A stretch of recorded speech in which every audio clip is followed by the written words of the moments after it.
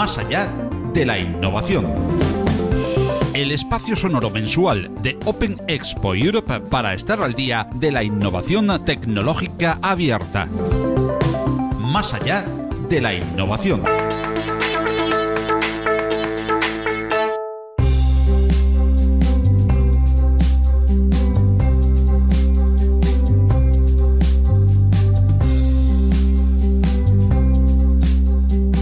Hola, ¿qué tal están, amigas y amigos de la innovación tecnológica abierta? A pocos días del encuentro cumbre de Open Expo Europe nos encontramos nuevamente en la red en este elemento de divulgación que viene a ser una parte más de la apuesta de Open Expo para dar a conocer y aportar contenidos sobre el mundo de la innovación en abierto. En el programa de hoy tendremos al hacker más conocido de España y uno de los más reconocidos en todo el mundo por su labor de innovación en el hacking y en la ciberseguridad, por su capacidad de comunicación y sus múltiples aportes en la divulgación en cientos de conferencias y keynotes, artículos, blogs, podcasts, vídeos y programas de radio o televisión de divulgación técnica y también para el público en general.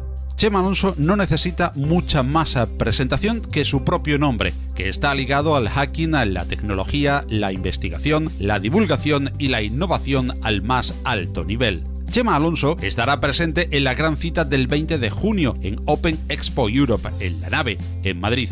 Y precisamente Chema Alonso quiere invitarte a ti y a un acompañante a que acudas al principal evento del sur de Europa en innovación tecnológica abierta. Entrando en openexpoeuropa.com a la sección de ticket y poniendo el código promocional Chema te invita, obtendrás pases completamente gratuitos para la gran cita de las tecnologías abiertas del próximo 20 de junio. Open Expo Europe, por gentileza de Chema Alonso. En las notas de este programa encontrarás el enlace y el código promocional Chema te invita. En tan solo unos días, la edición 2019 de Open Expo Europe abrirá sus puertas para ofrecernos una zona expositiva que es única y la mayor que podrás encontrar con todos los players del sector ofreciendo sus últimas innovaciones, desde freelance pasando por comunidades, partners y las principales empresas del mundo abierto estarán presentes en Open Expo Europe 2019. Este año tendremos la oportunidad de visitar dentro del mismo evento módulos y mesas redondas especiales dedicados a las principales tendencias del sector, como son el European Cybersecurity Forum, AI and IoT Summit, FinTech Forum, Open CIO Summit y Open Tech Conference. Todo ello con diferentes tracks de conferencias y keynotes entre los más destacados panelistas internacionales del mundo de la innovación tecnológica abierta. Igualmente tendrás la oportunidad de asistir a la entrega de los más importantes reconocimientos del sector, los Open Awards 2019, cuya gala tendrá lugar como cada año en Open Expo. Reserva tu pase a Open Expo Europe 2019 a través de la propia web openexpoeurope.com y del enlace que te dejamos en las notas de este programa aprovechando el código promocional. Y no dejes de asistir al mayor y más importante de los encuentros de la innovación tecnológica en abierto de Europa. Aprovecha el potenciado networking, las sinergias y el B2B que son señas de identidad de Open Expo. Más allá de la innovación.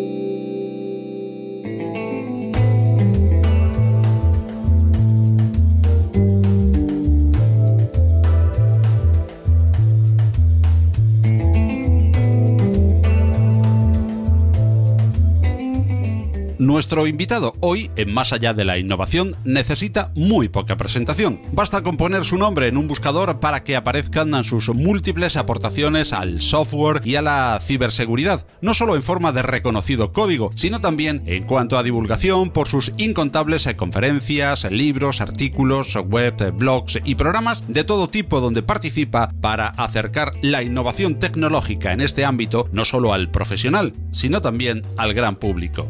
Por ello, no quisiera extenderme mucho en presentar al hacker más conocido en el mundo hispano, sin dudas, e igualmente uno de los más influyentes a nivel internacional, Chema Alonso. Junto a Philip Lardy, CEO de Open Expo, le saludamos ya en Más allá de la innovación. Hola Chema, ¿qué tal estás? Hola, ¿qué tal? ¿Cómo estáis? Hola Filip, ¿qué tal? ¿Cómo andas? Hola, buenas de nuevo. Bueno, pues resulta que a Chema, ahora que tengo la oportunidad de hablar con él, quería comentarle que mi portátil está absolutamente lleno de pegatinas, que creo que es condición sine qua non para ser un hacker. Pero a partir de ahí ya no sé qué más hay que hacer, qué hay que hacer para ser un hacker, ahora que hablamos con el hacker probablemente más conocido de España. Bueno, Paco, pues no, lo de las pegatinas no, yo creo que no es condición para ser hacker, es condición para tener un ordenador muy molón. Bueno, yo pensaba que había que empezar por ahí, vamos. No sé si para ser un hacker, ¿no? De hecho, yo durante mucho tiempo llevaba a mi ordenador simplemente dos tiras que cruzaban en un forma de X el logotipo del fabricante del ordenador que llevaba, simplemente porque no quería hacerle promoción. Y es curioso porque he visto a otros hackers que han llevado exactamente lo mismo, ¿no? La X cruzada sobre el logotipo con cinta aislante. Para ser un hacker, pues lo que tienes que tener es... Para nosotros es una palabra muy bonita, es un adjetivo muy deseado por la gente que amamos la tecnología, pues es tener las ganas de transformar la tecnología, ganas de llevar la tecnología a límites más allá de los que inicialmente se pensó, ganas de crear algo nuevo con la tecnología y de idear algo nuevo, ¿no? Y por supuesto, los hackers más famosos son los que llevan al extremo la tecnología y los sistemas de seguridad y son los que encuentran las vulnerabilidades, pero nada tiene que ver con lo que se conoce en los medios de comunicación a veces como hacker, que ellos se refieren normalmente a cibercriminales, ¿no? Cuando hablamos de alguien ha robado unas tarjetas de crédito y ha utilizado pues un fallo de seguridad que se conoce hace 5 años, pues para nosotros no es un hacker ni mucho menos, es un cibercriminal. El hacker es el que encuentra la nueva técnica o el que descubre algo totalmente nuevo que amplía el conocimiento de los que amamos la tecnología. Y por eso son tan queridos y tan admirados, ¿no? Porque son personas que hacen cosas maravillosas con la tecnología para gente que ama la tecnología, ¿no? Entonces es totalmente distinto a lo que a veces leemos en los medios de comunicación. Y como estudiar y estar al tanto de las cosas nuevas que se van produciendo alrededor del software y de la tecnología en general, ya imaginamos que sí es condición sine qua non. No sé si otro que me dijo lo de las pegatinas me dijo también leer muchas novelas de ciencia ficción. ¿Hay que leérselas muchas? Bueno, yo creo que está unido a la gente que le gusta la tecnología, ¿no? La ciencia ficción nos ha estado llenando la cabeza de cosas maravillosas y mundos que no existían desde que éramos niños. Yo soy un enamorado de la ciencia ficción y el ver cómo está avanzando la tecnología a estos ritmos y cómo está transformándose todo, cómo apareció pues el cloud computing o el big data, las técnicas de inteligencia artificial con los nuevos algoritmos que están haciendo que las máquinas aprendan más allá incluso de todo el conocimiento humano, ha hecho que esté muy unido esa afición por la ciencia ficción con la gente que tiene afición por la tecnología, ¿no? Pero yo creo que tampoco es condición obligatoria. ¿Y cómo empezó todo para ti? Es decir, ¿tú en qué día te levantaste y dijiste, oye, yo voy a ir por ahí y voy a seguir en esta vía hasta donde estás ahora, ¿no? ¿Cuál fue el recorrido realmente que llevaste desde pequeño o desde una edad media hasta ahora mismo? Bueno, muy pequeñito, Filip, muy pequeñito. Empecé con 12 años con una película de ciencia ficción de Walt Disney que se llamaba Tron, que me enamoró, ¿no? Esa película, y entonces con 12 años me apunté a una academia en mi barrio, en el barrio allí de Móstoles, en la calle Barcelona, que se llamaba la Academia Rus, que era una academia de barrio y bueno, yo tenía 12 años, venía del colegio y me pasaba a aprender a programar. Empecé programando en BASIC, luego pues pasé a programar en COBOL, estuve aprendiendo pues los paquetes de ofimática en aquel entonces, a gestionar bien el sistema operativo, a programar en ensamblador, pues, un montón, Pascal, el lenguaje C, no se me olvidará todo aquello, los paquetes ofimáticos con el Lotus 123, con el WordStar, con el Write Assistant, que eran programas que se usaban en aquel entonces, ¿no? Y empecé con 12 años con la película porque me maravilló la capacidad de programar cosas y de crear cosas que no existían, y desde entonces he estado muy enganchado. Empecé con 12 años, me apunté a seguí yendo a la academia hasta que entré en la universidad, hice la carrera de la Ingeniería Técnica e Informática de Sistemas, me especialicé en cosas que a mí me gustaban mucho, que era la programación y las bases de datos. De hecho, cuando estuve en la Universidad Politécnica, lo único que no estudié fue seguridad informática, porque no me motivaba. Siempre cuento el chiste de que en aquel entonces era optativa y yo opté por no hacerla. Y me gustaban mucho las bases de datos y la programación. Y cuando empecé a trabajar programando de becario en una pequeña startup, luego empecé a trabajar en otra empresa donde pues tocaba un poco todos los palos, pero siempre centrado en bases de datos y programación. Y cuando montamos Informática 64 en el año 1999, pues yo seguía con esa pasión por las bases de datos, pero dio la casualidad de que apareció un fallo de seguridad descubierto por un hacker que se llamaba Rainforest Puppy, RFP, que hablaba de una nueva técnica que permitía inyectar comandos SQL en aplicaciones web para tomar el control de la aplicación. Y yo no sabía mucho de seguridad, pero sabía muchísimo de bases de datos, sabía muchísimo del lenguaje SQL y de sus derivados en Oracle, con los lenguajes de cuarta generación como el PLSQL, con el 4GL para trabajar en Informix, con el Transat SQL en SQL Server. Entonces, cuando apareció el SQL Injection y yo empecé a utilizarlo a lo largo de los siguientes años en todos los motores de base de datos, pues me enamoré. Y la verdad es que yo tenía mi empresa con Rodol, con mi compañero del barrio, con el que compartíamos tantos cafés. Desde los 13, 14 años que nos conocimos, hemos estado compartiendo muchas tardes y muchas noches tomando un café o tomando un refresco y hablando de tecnología. Y montamos la empresa juntos con 24 años, Informática 64, y ni estábamos pensando en dar conferencias, ni dar el salto internacional, ni nada parecido. Empezamos dábamos clases particulares y dábamos algunos cursos para empresas y pues bueno, Microsoft nos pidió que trabajáramos en algunas conferencias. Yo empecé a dar las primeras conferencias de mi vida con Microsoft, de ahí mi nombre del maligno porque como empecé a trabajar con Microsoft y en aquel entonces Microsoft era el mal, era el demonio, pues yo era un informático en el lado del mal. Y en un debate, pues alguien dijo que yo era como el maligno disfrazado de John Lennon, entonces me hizo gracia y me quedé con el maligno, ¿no? Y dio la casualidad de que volví a la universidad para sacarme la ingeniería superior, porque yo había hecho solo la ingeniería técnica en mi primera estancia, entonces volví a la universidad a hacer los cursos superiores, luego hice el posgrado y estuve haciendo un montón de papers para sacarme el doctorado. Y gracias a esos papers y a esos trabajos que hice, el proyecto de fin de carrera, el proyecto de fin de máster, etcétera, pues son casi todas las publicaciones que luego he utilizado para conferencias, ¿no? De LDAP Injection, de Time-Based Blind SQL Injection Using Heavy Queries, un montón de técnicas de hacking que bueno, he utilizado para dar conferencias en la parte profesional, pero que también me han ayudado a la hora de hacer mi trabajo de doctorado. Y un día, dando una de esas conferencias, se cruzó Telefónica y aquí me ves. Ya ves, vaya recorrido. Y bueno, ahora mismo ya no serías el maligno, porque como Microsoft se ha abierto tanto. Sí, es verdad. Pero hubo un tiempo en el que parece que se tomaba la gente demasiado a pecho el tema del software libre y el open source, ¿no? Y llamaban pues a la gente que tenía pues una pequeña empresa y hacían un programa de facturación, por ejemplo, si no daban el código fuente les decían que no era ético, que no era moral, que un montón de cosas que yo creo que son palabras demasiado grandes para la historia de la humanidad, palabras por las que a lo largo de nuestra historia como seres humanos la gente ha muerto y ha matado, y aplicarlo a un programa de contabilidad que genera o que utiliza una empresa para ganar dinero me parece que no entraba, ¿no? Que no tenía nada que ver. Entiendo muchos de los valores que tiene el open source y el software libre y como tú bien has dicho, Philip, hoy en día empresas como Microsoft, que al principio le costó más ver ese valor, lo siguen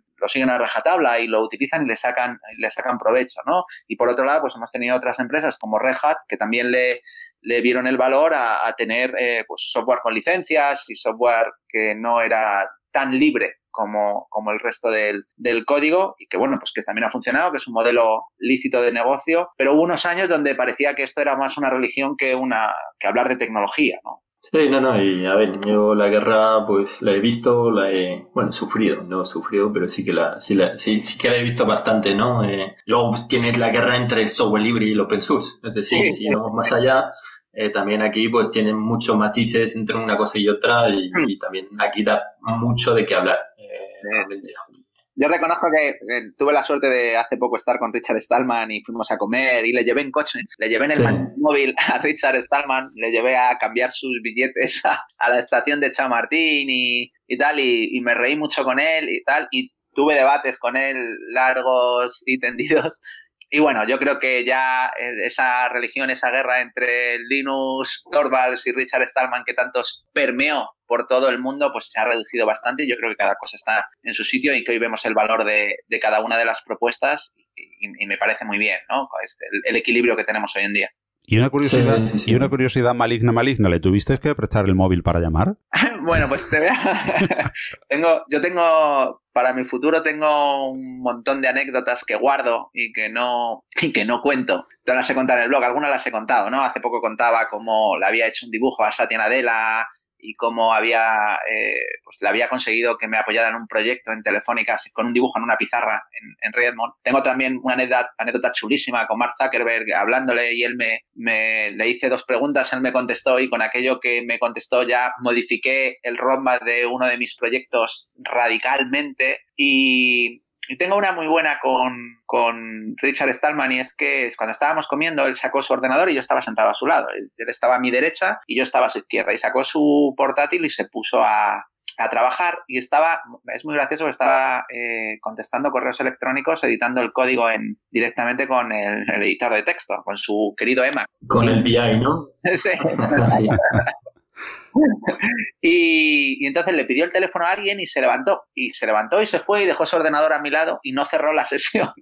Entonces yo le hice una foto ahí a lo que estaba escribiendo en ese momento y lo guardé para la historia y luego se lo dije, digo, oye, te has dejado la sesión, nunca dejes una sesión al lado de un hacker abierta, que te hacemos un ataque de David Hasselhoff, que bueno, no sé si lo conocéis, el David Hasselhoff es poner en el fondo de pantalla la foto famosa de David Hasselhoff desnudo con unos perritos, que yo invito a la gente que la busque en internet esta foto y se la ponemos a la gente de fondo de pantalla y nada, y le hice la foto, la tengo ahí y lo compartí, me reí un poco con él y siempre pensé que le podía haber hecho alguna cosa más maligna a ese portátil a Richard. Buena anécdota. Ya es que Richard solo hay uno, realmente. ¿Habrá más Richard? Porque al final, no sé, es una persona que veo que al final se está moviendo todo el rato. Es muy cercano y es muy... Yo con él me reí mucho, le invitamos en Telefónica que diera una conferencia ahí en el espacio de Telefónica y yo me fui y estuve allí con él. Sí, me acuerdo, estuve yo también. Sí, ¿te acuerdas ahí? Cuando me ganaste el peluche, ¿eh? Sí, la pequeña historia, sí, para pinchar un poco. Oye, y quería preguntarte, ¿y tus referentes cuando eras más joven y ahora? ¿Quiénes son? Cuando eras adolescente, ¿quién eran tus referentes? ¿Eran referentes tecnológicos?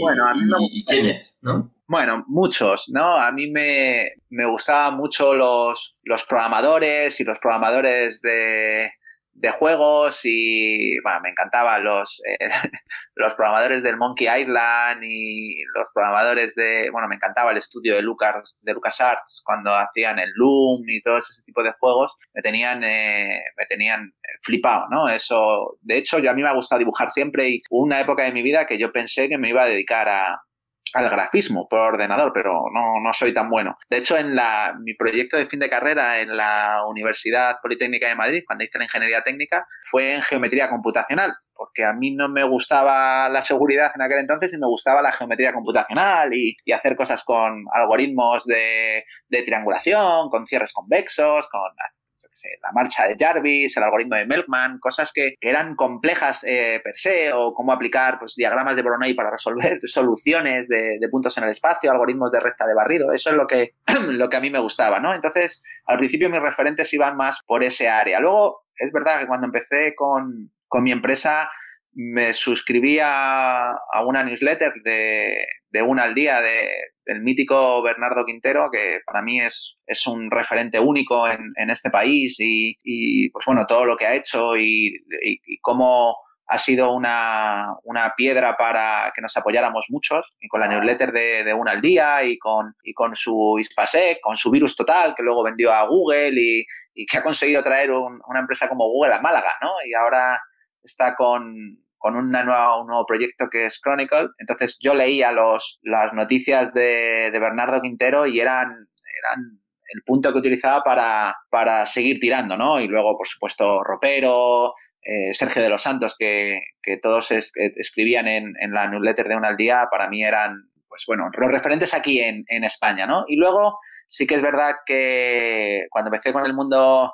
internacional y con el tema de los hackers, pues tenía muchísimas ganas de conocer a Kevin Mitnick, pues es el hacker más famoso de la historia por muchas cosas, y un día tuve la casualidad de poder conocerlo, porque en sus conferencias utiliza una herramienta que es la FOCA, que la hice con mi equipo en Informática 64 y que le puse mucho cariño a esa herramienta. Entonces quedé con él, le conocí y tal, y desde entonces le proveo de trucos a Kevin Mitnick. Le he pasado el Sapo que presentamos en Open Expo el año pasado. Pues lo que yo presenté en Open Expo el año pasado con Twitter y tal, lo hace Kevin Mitnick en sus shows por todo el mundo hoy en día. Le pasamos pues la herramienta del Dirty Tooth, esto que presentamos hace 2 años ahí en Open Expo. Philip, no sé si te acuerdas que te conectabas con el altavoz, sí.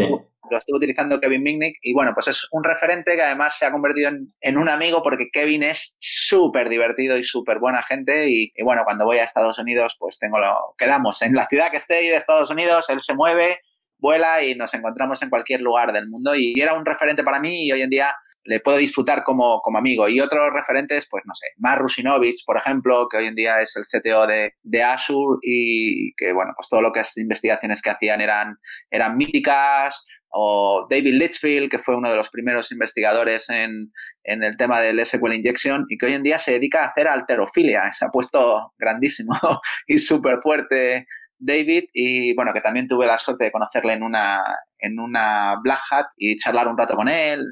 Mucha gente en el mundo. Lo bueno del mundo de los hackers, a diferencia de que la gente piense que son cibercriminales, es que es gente que no comete delitos, da conferencias, son accesibles, puedes charlar con ellos, puedes aprender de ellos, etcétera. Y me encantaría, a quien nunca he tenido la suerte de conocer, y me encantaría de verdad, porque creo que es un tipo especial, es a Bill Gates.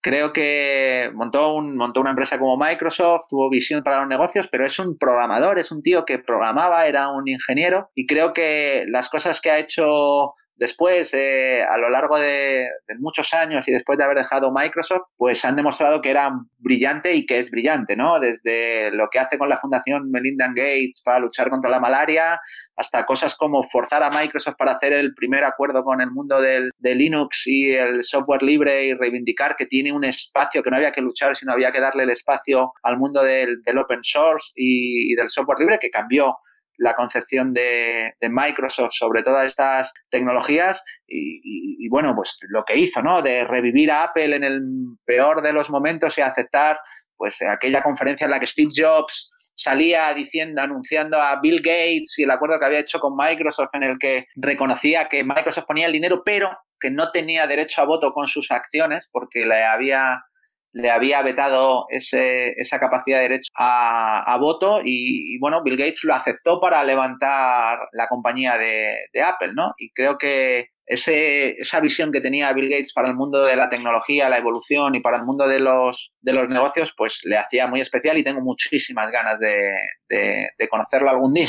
a ver si suerte. Un sitio especial donde conocer gente especial también dentro del mundo debe ser sin duda alguna DEF CON, ¿no, Chema? Bueno, DEF CON sí, DEF CON es único, y he conocido allí a mucha gente. La verdad es que cuando yo he dado 8 años, he estado en DEF CON y en Blaja dando conferencias, creo. Y cuando he ido allí tenía siempre un ritual de estar muy centrado en mi conferencia, porque quería que saliera bien, siempre quería que saliera bien. El último sábado organizaba una cena para españoles, argentinos, hispanos, y nos íbamos todos a cenar ese día juntos, y el resto de los días estaba en el bar de la DEFCON, ¿no? El bar del Riviera o el bar del Caesars o el bar del Río, dependiendo donde estuviera haciéndose la la conferencia ese año y qué conferencia fuera. Y lo cierto es que en ese bar yo venía la gente a saludarme y a tomar unas cervezas.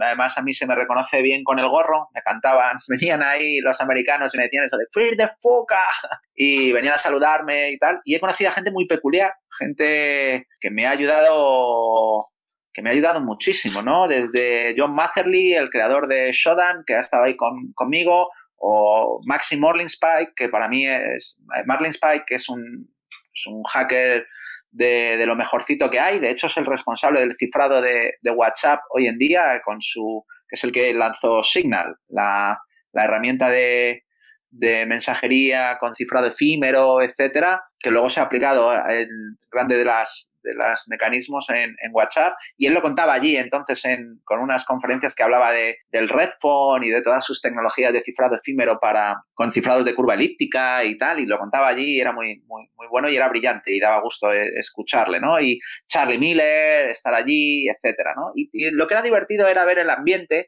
La gente se disfraza, se pinta el pelo de colores, hay peluquería, hay zona de retro para los amantes de los 8 bits y de los primeros ordenadores. Está el Wall of Shame, donde intentan hackear a la gente y le ponen las contraseñas que le van robando a lo largo de todo el tiempo que está en la DEF CON. Está el concurso de Spot the Fed para localizar a los policías infiltrados y demás. Y yo recuerdo que el primer año, cuando estaba en mi primera DEF CON, no se me olvidará, en la DEF CON 16, pues estaba lo que es literalmente acojonado. Y me bajé a uno de los puestecitos que había ahí en el Riviera a tomar un café y una cookie, una galleta ahí, y estaba viendo la cola de la gente que viene a comprar las entradas, que es enorme, ¿no? Y de repente llegó un tipo con una camiseta de los Kiss, muy grandote él, con pinta de motero ahí, con barbas así como Richard Stallman y el pelo blanco, largo como Richard Stallman, y llevaba una diadema con orejitas de Playboy y unas gafas negras así como muy llamativas. Entonces había un asiático y se acercó él con su lata de Coca-Cola en la mano y sus orejitas de conejito de Playboy y tal, y le tocó en el hombro y le dijo al asiático: "Perdona, ¿es esta la cola del baño?" Y le dice el asiático: "No, esto es para comprar las entradas de la DEF CON". Y entonces le dice: "Ah, pues entonces tiene el sitio adecuado", ¿no? Y el asiático le quedó mirando como sorprendido. Bueno, pues yo me quedé con él. Ese fue mi primer impacto con DEF CON, ¿no? Mi primer momento, mi primer día, mi primera DEF CON. A lo largo de todo el resto de las DEF CON le he ido viendo, y ya en un año coincidimos en el bar porque nunca los habían presentado, y me vino a hablar conmigo porque me reconocía del gorro. Dice: "Tú eres el hacker de la foca, tal, no sé qué". Entonces estuvimos hablando y le conté esta historia, y él le hizo mucha gracia y mucha ilusión que me acordara, y nos tiramos una foto y la tengo publicada en mi blog, esa foto donde salimos él y yo con mi gorro y mi camiseta y él con sus orejitas de Playboy y sus gafas, ¿no? Y la verdad es que fue muy bonito el ambiente de años después viéndonos y demás, el poder charlar y vivir ese buen ambiente, ¿no? Para mí DEF CON es una cosa muy bonita de vivir y que te enriquece a muchos niveles, ¿no? A nivel profesional, a nivel personal, a nivel humano, etcétera, ¿no? Y se lo recomiendo a cualquiera, que por lo menos tiene que ir una vez a la DEF CON. Y Chema, nos has hablado de gente interesantísima que conoces en la DEF CON, nos has hablado de tus referentes, pero a nosotros también nos sorprende la gente que te tiene a ti al lado, que te tiene como referente y que te tiene como compañero y como jefe. Muchísimas veces también en proyectos como Eleven Path es una cantera impresionante donde está saliendo gente buenísima de primer nivel. ¿Qué es lo que hacéis? ¿Cómo reclutáis? ¿O cómo captáis? ¿O cómo potenciáis el talento de esa manera para tener una cantera tan buena, tan efectiva y tan reconocida? Bueno, lo cierto es que en España tenemos muchísimo talento y muchísima gente buena, ¿no? Yo suelo contar, cuando alguien me pregunta, que si vas a Apple, a Facebook, a Twitter, a Google, a Microsoft, en todas ellas vas a encontrar hackers o gente en el equipo de seguridad a los puestos más altos y a la dirección, ¿no? Tenemos un gran valor con los profesionales que sacamos, ¿no? Y suele ser algo que yo utilizo para reivindicar el trabajo que hemos hecho en la educación pública en este país y en la universidad, que ha permitido que mucha gente como yo, que ha estudiado en la universidad pública toda su vida, pues haya podido desarrollar su carrera y en un mundo tan competitivo como es el tecnológico hoy en día, ¿no? O sea, que algo tan mal no estaremos haciendo cuando generamos tanta gente buena. Y luego no hay mucho misterio. Nosotros intentamos que venga la gente que tenga ganas y amor por la tecnología se acerque a Telefónica lo antes posible, y en nuestro caso yo lo intentaba con Informática 64, luego con 11pads o con Luca o con cualquiera de los proyectos que tenemos ahora, ¿no? Con Aura, con Movistar Home, etcétera. Y tenemos un programa de becarios muy jóvenes, los traemos muy jóvenes, tenemos un límite de plazas, pero la gente que se aproxima y quiere y son buenos, yo intento darle una oportunidad a todos, aunque sea que estén un mes o 2 semanas y estén con nosotros y nos vean y estén cerca. Y luego intento trabajar con todos pues de manera asíncrona y remota a lo largo de todo el año, que si hacemos post o hacemos un proyecto, yo les ayudo, gente que viene que quiere hacer algo y me propone algo chulo y yo pues le ayudo, le intento motivar, etcétera. Casos como tenemos un chaval, Joan, en Valencia, que tiene 13 años y nos hace juegos en Scratch preciosos, y yo le tengo ahí en la mira para el día de mañana, que cuando sea más mayor pues se pueda venir a trabajar con nosotros, como muchos otros. Intentamos gente joven, luego tenemos un programa para que vengan las chicas. Yo tengo 2 niñas que estoy aquí inculcándoles el amor por la tecnología y les encanta hacer cosas con tecnología, y la verdad es que cuesta ver esos roles de mujeres en tecnología, y en nuestro área tenemos un montón de grandes ingenieras y hackers, ¿no? Tenemos a Yaiza Rubio, que ha sido la primera española que ha dado una conferencia en DEF CON y Black Hat de seguridad, de hacking. Tenemos a Julia, que es nuestra manager de Data Scientist en el equipo de Aura. Tenemos a Carmen Torrano, que es investigadora de seguridad en 11pads. Tenemos a Marina, que está programando en los productos de 11pads, etcétera. Intentamos que todas esas mujeres sean referentes para las niñas y que lo antes posible pues puedan incorporarse al mundo del desarrollo de tecnología, y por eso hemos creado el programa de Mujeres Hacker, ¿no? Para que las profesionales en el mundo de la tecnología tengan visibilidad, se conviertan en roles para las niñas y vengan cuanto antes. Y luego, al final, no hay más misterio. Una vez que tienes gente buena, hay que intentar que brillen, ¿no? Y la mejor manera de que brillen es dejándoles que tengan un trabajo creativo, que puedan aportar, que tengan un proyecto bonito y que les guste, y sobre todo, como digo yo, que se lleve a término, porque hay mucha gente que tiene buenas ideas pero no las ejecuta, y de nada vale una buena idea si no las ejecutaba. Así que en mis unidades, en mis equipos ahí en Telefónica, yo intento que lo que empezamos lo acabemos, lo lancemos, lo probemos, aprendamos, pero sobre todo que lo hagamos, ¿no? Y luego tendrá éxito o no tendrá éxito, pero por lo menos nos ha quedado la idea en el tintero. Y eso a la gente le supone un aprendizaje muy importante, y crecen muchísimo. Y luego, pues bueno, pues muchos tienen que volar hacia otras empresas o hacia otros proyectos, etcétera. Y yo encantado de haber disfrutado un tiempo con ellos, ¿no? Y verlos crecer.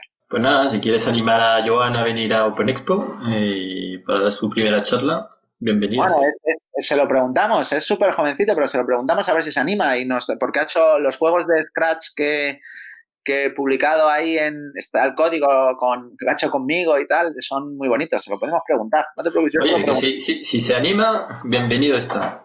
Se lo preguntamos. Vale. A ver, de las empresas que estás hablando, de los proyectos, ¿no? De Zero Xworld, de 11pads, de Luca, bueno, más o menos ya lo tenemos muy, muy visto, ¿no? En estos últimos años, pero de Aura, ¿no? Que estabas comentando antes, yo creo que por mi parte sé bastante poco, ¿no? Y es un tema que cada vez coge más importancia, ¿no? Tiene que ver con el asistente audio pues que tenéis en Telefónica, ¿no? Sí.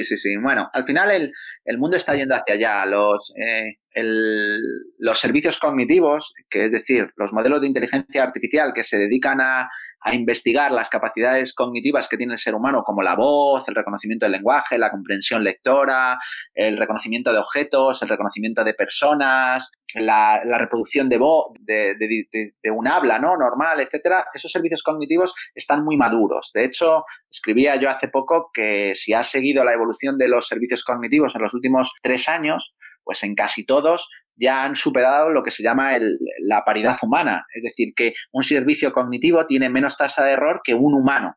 Es decir, si pusiéramos a un humano a atender al teléfono y reconocer la voz de todos los españoles hablándole en español a esa persona, la tasa de error en comprensión de un humano es superior a la tasa de error de un sistema cognitivo entrenado. De momento se han conseguido superar esa paridad humana con la tasa de error, que no es perfección, simplemente la tasa de errores es inferior a la del ser humano en varias disciplinas, que van desde comprensión lectora, traducción de inglés al chino, en reconocimiento de objetos, en lectura de labios, el último, ¿no? Que es increíble. Ya es capaz de leer mejor un servicio cognitivo los labios que un ser humano entrenado para la lectura de labios. Pues todo eso lo que ha llevado es a que los interfaces de la tecnología se parezcan más a los humanos, ¿no? En vez de, yo suelo decir que ya, y es algo que utilicé hace 3 años cuando hablé de Aura, es que teníamos la visión en Telefónica de que los seres humanos durante mucho tiempo han estado aprendiendo los interfaces de la tecnología, los menús, los botones, el control C, el control K, el control X, etcétera, y ya ha llegado el momento de que la tecnología aprenda los interfaces de los seres humanos. Entonces, la parte fundamental para tener un interfaz genérico que reconozca todos los comandos y todas las acciones, pues son utilizar asistentes digitales utilizando servicios cognitivos. Y nosotros hemos hecho el nuestro propio, que es Aura, ¿no? Y que no es nada más que poner una interfaz cognitivo, ya sea por un chatbot, o ya sea por un hablado, o ya sea por videoconferencia, o ya sea por una aplicación móvil donde tú le hablas por medio de un botón, etcétera. Lo que haces es poner interfaz a los servicios, en este caso de Telefónica. Entonces, esto le llamamos Aura, que son nuestra inteligencia artificial. Decimos que es una inteligencia artificial porque no solo tiene esta parte de interfaz, sino que detrás nosotros tenemos en algo que llamamos la cuarta plataforma, donde corremos modelos de inteligencia artificial para generación de insights, algoritmos de machine learning que están aprendiendo sobre los datos que se van generando, etcétera. O sea, que es un poco más complejo que solo esta parte de asistente de interfaz, ¿no? De interfaz cognitivo. Pero Aura es esa primera pieza. Empezamos con eso en 6 países, en diferentes canales, lo hemos puesto en interfaz web, en España lo tenemos en el mundo de la televisión. Lanzamos el año pasado, anunciamos el Movistar Home, que lo lanzamos a finales de año, que es nuestro Smart Display para gestionar la televisión, la Wi-Fi y las comunicaciones en el hogar, y lleva incluido Aura como interfaz cognitivo para interactuar con televisión, con voz, con videoconferencia, con la Wi-Fi, etcétera. Y ahora hemos anunciado en el Mobile World Congress lo que llamamos las Living Apps,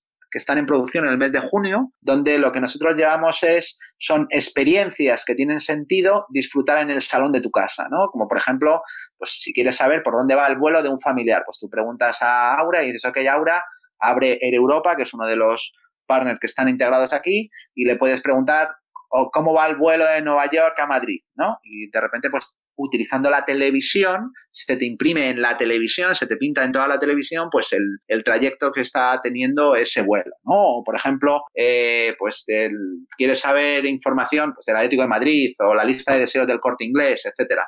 Pues puedes utilizar la televisión y la voz para interactuar con esas experiencias. No se trata de llevar la web, no se trata de llevar la aplicación móvil, se trata solo de llevar experiencias concretas que tienen sentido disfrutar en el entorno del salón, utilizando la voz, utilizando la pantalla, utilizando los dispositivos IoT, utilizando la videoconferencia, utilizando el mando, etcétera. Es algo que nosotros llamamos Home as a Computer, ¿no? Estamos construyendo como un ordenador en tu casa donde se pueden ejecutar, donde se pueden correr aplicaciones que son experiencias muy concretas que tienen sentido disfrutar en el salón de casa. Y todo eso es dentro de la estrategia que estamos siguiendo con Aura, ¿no? Que Aura es como es el embrión, es lo que conoce más la gente por fuera, pero por detrás tiene un montón de derivadas que estamos construyendo y que estamos lanzando poco a poco en producción. ¿Y por qué hemos tardado tanto desde el ratón o desde el teclado hasta los asistentes de voz? Realmente pues hubo un paso, ¿no? Que todo se hacía con un ratón. De hecho, hay teorías que dicen que los juegos que había en Microsoft, ¿no? En Windows, pues que estaban allí preparados para que la gente se acostumbrara a utilizar el ratón y la movilidad de este aparato, a pues 20, 30 o X años después pasar a un asistente de voz. Es decir, hemos tardado mucho tiempo, como dices tú, de dar un dispositivo a que la gente pues, se tiene que adaptar para realmente utilizar los diferentes dispositivos, a tener tecnología que se adapte realmente a nosotros. Bueno, Pues mira, sí, y aquí hay un montón de factores. El primero ha sido la potencia de cómputo. Y es verdad, si tú recuerdas los sistemas de voz to text que teníamos antes, de voz a texto, eran bastante rudimentarios, ¿no? Y le costaba bastante reconocer bien, había que entrenarlos, no sé si te acuerdas, había que entrenarlos con tu voz. Sí. Gracias a la eclosión del cloud computing, todo eso ha pasado de nivel. ¿Por qué? Pues porque el cloud computing te permite entrenar un modelo de voz súper potente en cuestión de minutos. Y lo vemos ahora mismo hay servicios en Internet donde tú te grabas, Philip, te grabas durante 3 minutos leyendo un texto y un modelo de inteligencia artificial preentrenado es capaz de generar un asistente de voz que hable con tu voz.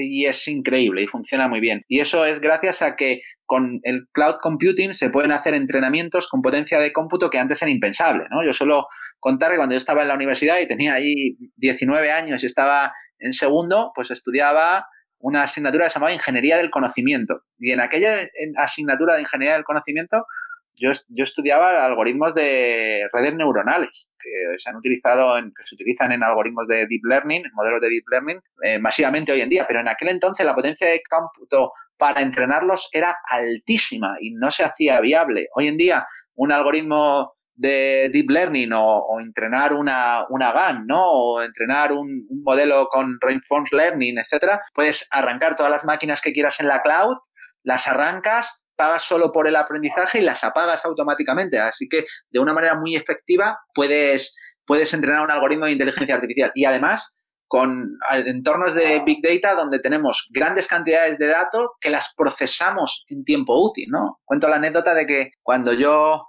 estudié informática me especialicé en la base de datos, como os he dicho antes, y la mejor definición de base de datos era conjunto de información útil, accesible en tiempo útil. Y claro, no era posible ni gestionar tantos volúmenes de información ni procesarlos en tiempo útil. Hoy en día, gracias al cloud computing y a los entornos de high performance, pues ha sido posible y eso ha hecho que hayamos pegado un salto brutal en las tecnologías y ha permitido que los modelos cognitivos pues hayan crecido tanto en los últimos 3 años.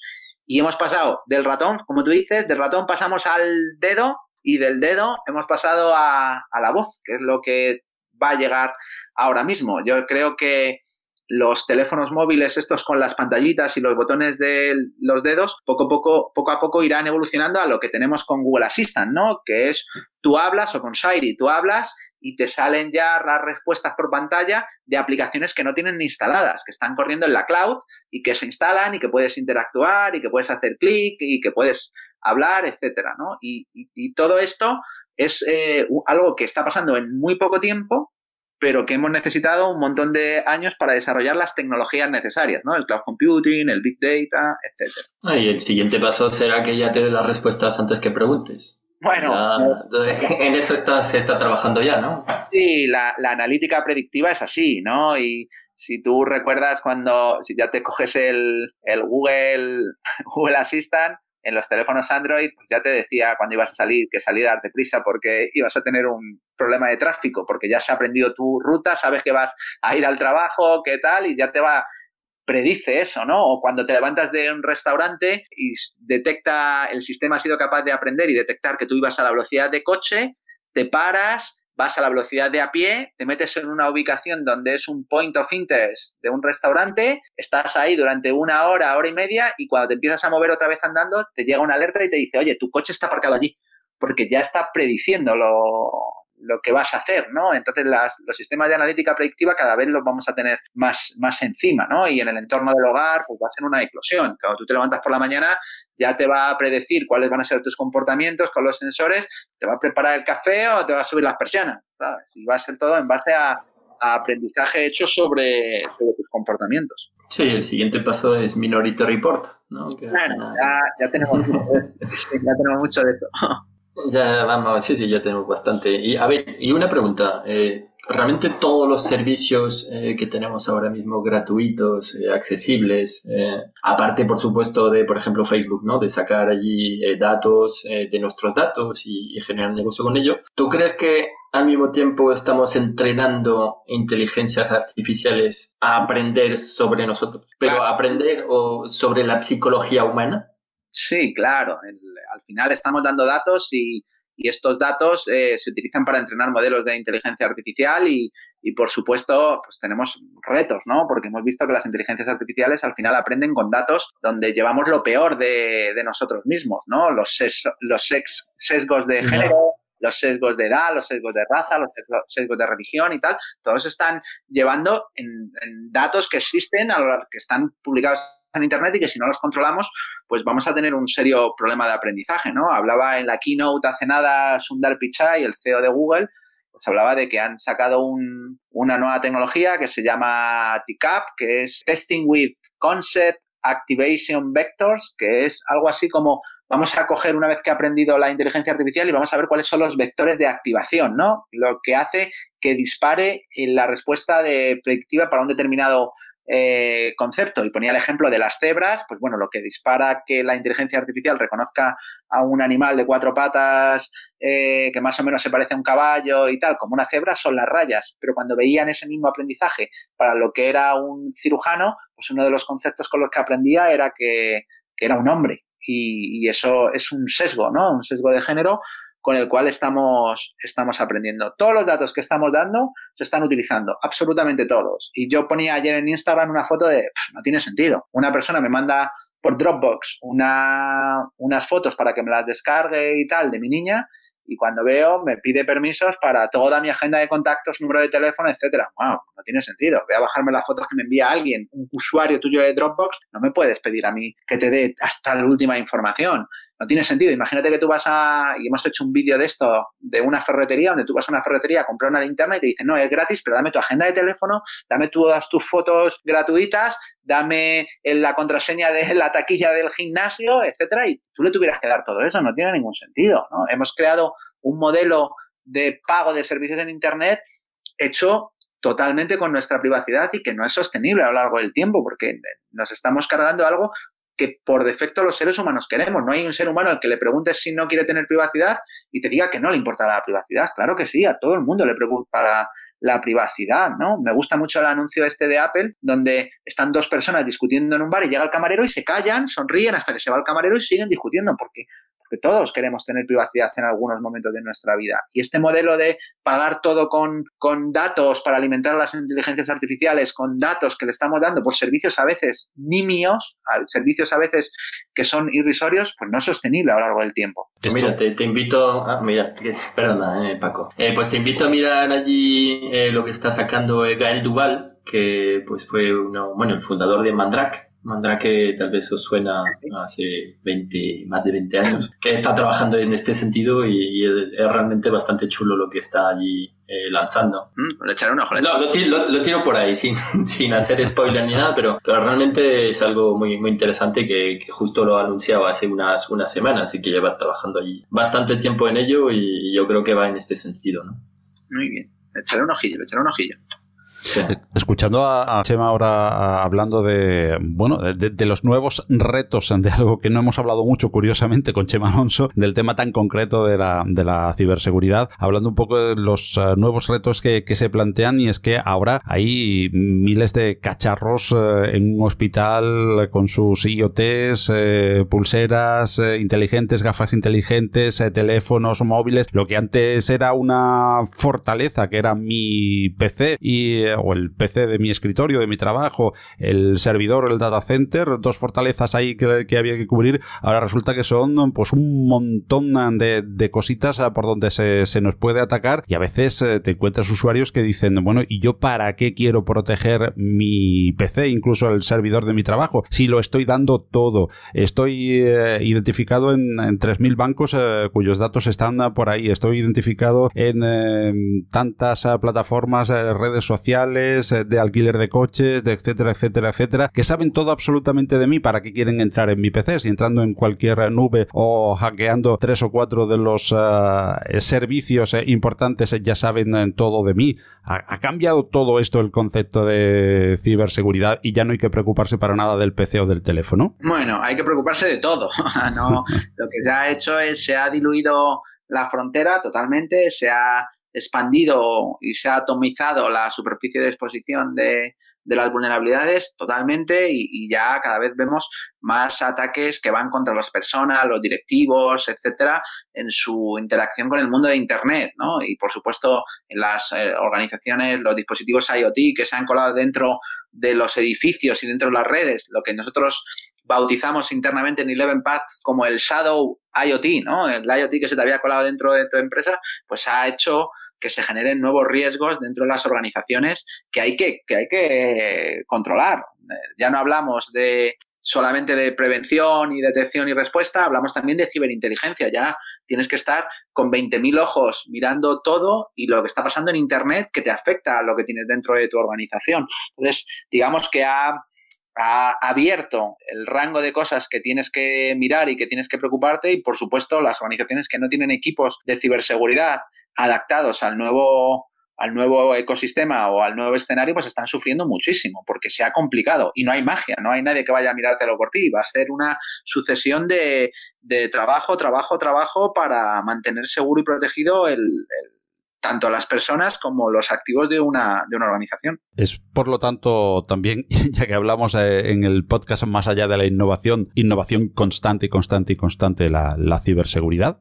Para nosotros sí que lo es. De hecho, en 11paths tenemos un laboratorio solo de innovación, que lo tenemos en Málaga, que lo lleva Sergio de los Santos, donde estamos dándole vueltas constantemente a nuevas formas de protegernos y de proteger a nuestros clientes. Y, pues bueno, contaba yo hace poco, ¿no? Una de las nuevas patentes que hemos hecho en 11paths, que le llamaba yo Second Factor Web Browsing, es una idea pues que se me ocurrió a mí para proteger la navegación de un ordenador por medio de un canal paralelo utilizando el teléfono móvil y la línea de telefonía móvil en paralelo a la Wi-Fi o a la línea de Internet. Y eso es una nueva patente que hemos hecho, que estamos trabajando ahora y que esperamos poner en producción como un servicio pues a lo largo del año que viene, etcétera, ¿no? Y constantemente estamos mirando cómo podemos hacer los entornos más seguros con nuevas herramientas de inteligencia para nuestros Security Operation Center, donde protegemos a Telefónica y a los clientes empresariales de Telefónica, y luego para los personales, ¿no? Hace unos meses hemos lanzado Conexión Segura para proteger las conexiones Wi-Fi de los clientes a través de una protección en el mismo router, ¿no? Para que no tengan problemas de seguridad en las casas donde estén nuestros clientes, y además un servicio gratuito que estamos poniendo a todos los clientes de Movistar Fusión, ¿no? Es decir, que constantemente vamos dándole una vuelta de tuerca porque sabemos que los malos están pensando cómo atacar a las personas y a las organizaciones con nuevas técnicas, utilizando inteligencia artificial o utilizando sistemas de difamación contra ejecutivos con fake news, etcétera. Y todo eso lo tenemos que ir contemplando porque el mundo es así. No te puede gustar o no gustar, pero es el mundo que tenemos. Para terminar con este podcast, pues tenía 2 preguntillas ya. Una es... a la inversa de muchas preguntas que he visto allí por internet que te hayan podido hacer, ¿cuál es el peor día que tuviste? Mi pregunta es, ¿cuál es el mejor día que tuviste? Que nos lo cuentes. Y la otra es, ¿qué nos vas a contar en Open Expo el próximo 20 de junio? Es decir, justo dentro de un mes, a partir de hoy, que es el momento 20 de mayo que estamos grabando, ¿no? Sí, sí. Pues bueno, pues mira, el mejor momento que he tenido en mi vida profesional. Bueno, los dos, si quieres, pero por lo menos sí profesional, sí. Tampoco vamos a entrar. En mi vida profesional el mejor momento, sería difícil de decir. Yo creo que fue muy bonito cuando...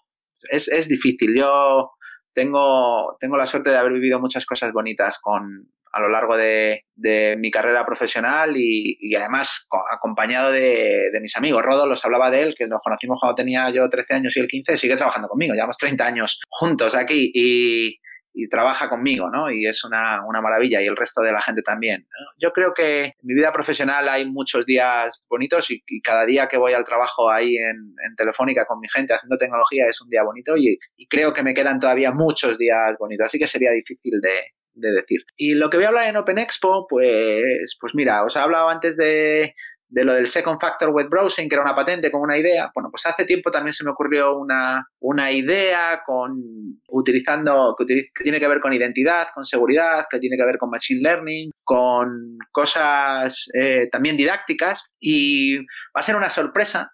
Y si tengo suerte, a lo mejor os sorprendo y todo con la puesta en escena, porque quiero hacer una cosa bonita y lo mismo tengo un invitado estrella o una invitada estrella que va a estar conmigo sobre el escenario haciendo unas demostraciones, pero prefiero guardarme la sorpresa, Philip, Paco, porque si lo puedo hacer al final yo creo que va a quedar muy bonito y a la gente le va a gustar y va a ser un momento chulo para recordar. Bueno, pues con ese hype terminamos.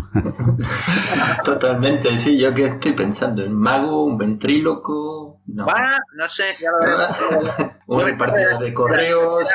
De la chistera intento sacarme siempre alguna cosa, una cosa bonita. Y bueno, y Open Expo hemos presentado, los años que hemos ido allá a Open Expo, hemos presentado siempre cosas nuevas, ¿no? Presentamos el WordPress in Paranoid Mode, que fue una investigación con una idea que se me ocurrió de poner un Second Factor Authorization en los triggers a nivel de base de datos para WordPress, que es chulísima y es una de las ideas que más me gusta en los últimos años que hemos tenido. Presentamos Dirty Tooth, presentamos el sapo con Twitter, que es algo que hablaba hace poco porque no lo grabasteis el año anterior, y para quiero sacar algo nuevo que la gente no ha visto nunca, ¿no? Entonces prefiero que lo vengan a ver porque lo guardamos para Open Expo siempre y que vengan allí y lo vean, que es un día chulo. Pues genial, oye, muchísimas gracias por apoyarnos allí por la 5ª edición y pues guay, joder, agradecemos bastante tu participación y que cada año estés y sigas estando.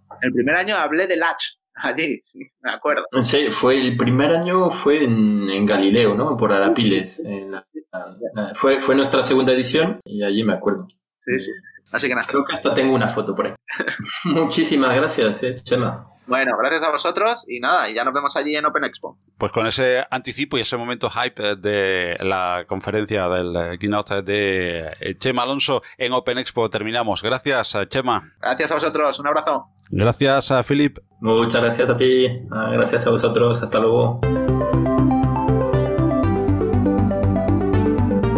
Y así hemos llegado al final de esta cita con Más allá de la innovación, el podcast mensual de Open Expo Europe para estar al día, dialogar, compartir y reflexionar sobre el mundo de la innovación tecnológica abierta. Todos los contenidos del podcast llegan bajo los auspicios de Open Expo Europe, el mayor encuentro, feria y congreso del sur de Europa en tecnologías abiertas, software libre, open source e innovación en abierto. Y precisamente Chema Alonso, nuestro protagonista en la edición de hoy, quiere invitarte a ti y a un acompañante a que acudas al principal evento del sur de Europa en innovación tecnológica abierta. Entrando en openexpoeuropa.com a la sección de tickets y poniendo el código promocional Chema te invita, obtendrás pases completamente gratuitos para la gran cita de las tecnologías abiertas del próximo 20 de junio, Open Expo Europe, por gentileza de Chema Alonso. En las notas del programa te dejamos enlace y el código promocional Chema te invita. En tan solo unos días, la edición 2019 abrirá sus puertas para ofrecernos una zona expositiva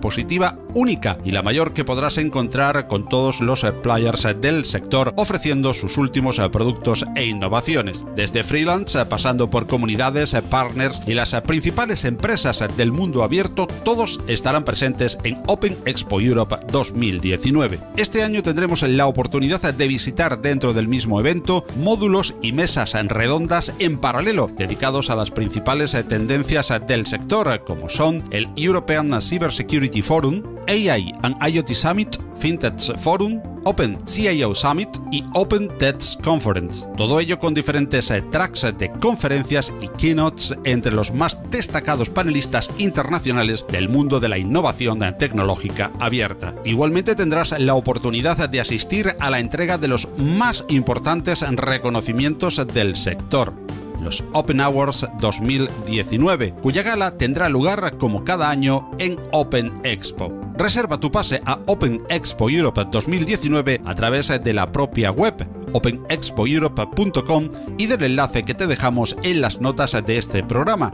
Y no dejes de asistir al mayor y más importante de los encuentros de innovación tecnológica en abierto de Europa y aprovecha el potenciado networking, las sinergias y el B2B que son señas de identidad de Open Expo.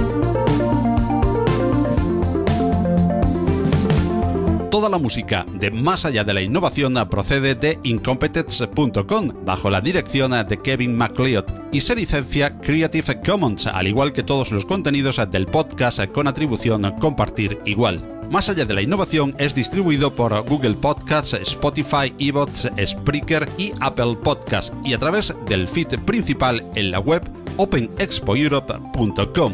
En todos estos lugares encontrarás la posibilidad de enviarnos comentarios y sugerencias a través de los espacios habilitados para vuestra participación. Te agradecemos la atención que has dedicado a este programa y recuerda, en unos días nos vemos en Open Expo. Hasta entonces, recibe un cordial saludo de todo el equipo de profesionales de Open Expo Europe a través de Más allá de la innovación. ¡Hasta luego!